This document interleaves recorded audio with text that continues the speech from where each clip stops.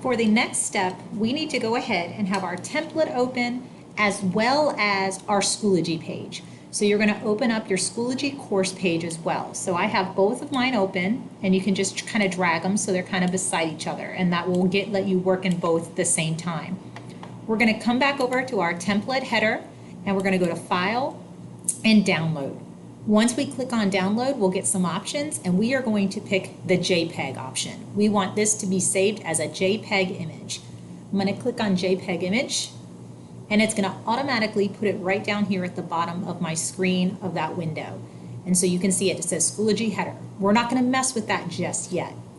In our Schoology page, we're going to come over to your class. So I'm going to click and open up my class, and up here on the left it says Edit Picture.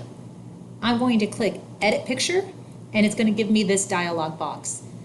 As long as you have both windows open, it's very easy to just pick this up. So I'm going to click and hold on that Schoology header, and I'm going to just drag it over to where it says Attach File. Once I click on it, it says the word complete, and you are good to go. And you will see that your new Schoology header is now here. And if you go back to the main page, it's very clear for students to see which teacher, what grade, and their picture all at once. That's why we use the template. If you don't use the template, you can end up with an image that looks like this. But we want to make sure it's clear and easy for students to read.